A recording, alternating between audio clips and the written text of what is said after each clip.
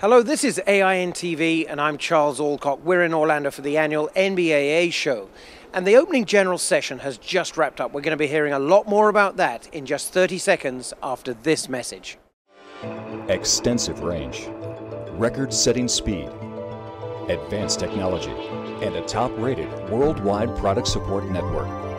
The world standard isn't just a company tagline. It's a benchmark by which all others must be measured. Welcome back to the NBAA show. I'm joined here by my AIN colleague James Wynbrandt. Now, James, you were in the opening general session. Some of the usual messages from what you might call the Business Aviation Fan Club, but I couldn't but help pick up a slightly more political edge to some of it. And of course, we're just a week away from the election here in the US. What was your take on that? Well, of course, as you say, the election is coming right up. Many oblique references to the upcoming election, and it's no secret that many here are not fond of the current administration's stance on business aviation is taken.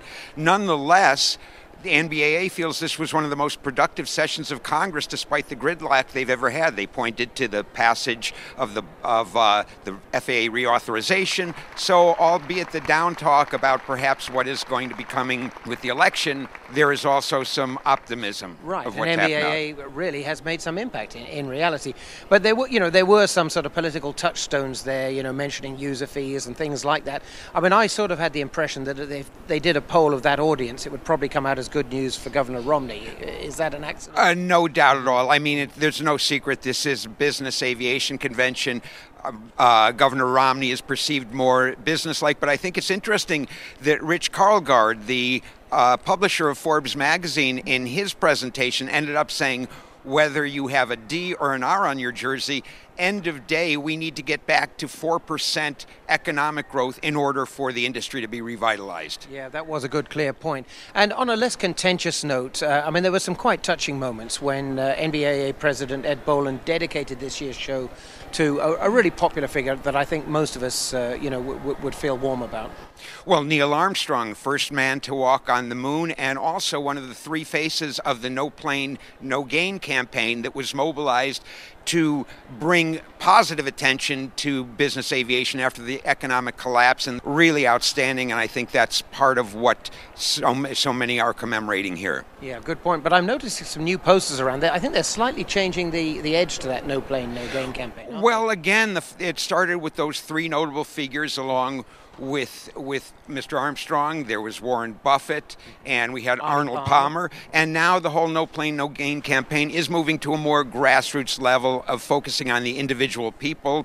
And I think it's interesting that at the end, the senator from Kansas talked about all the people that it helps on the grassroots, and talking about the industry, eschewed politics and said, to the stars through adversity. Yeah, that was a great moment. And of course, talking of people, I mean, there's terrible weather, terrible calamity up in the northeast of the US.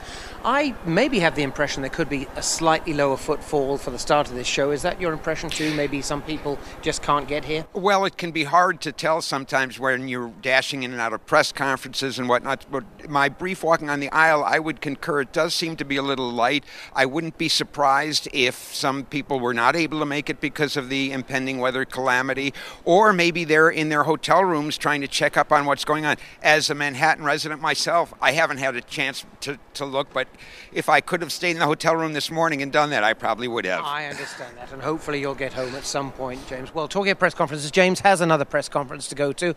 He and our other AIN colleagues are going to bring you all the news from this show at ainonline.com. We'll be back here with more video for you at AIN TV. I'm Charles Alcock, and thank you for watching.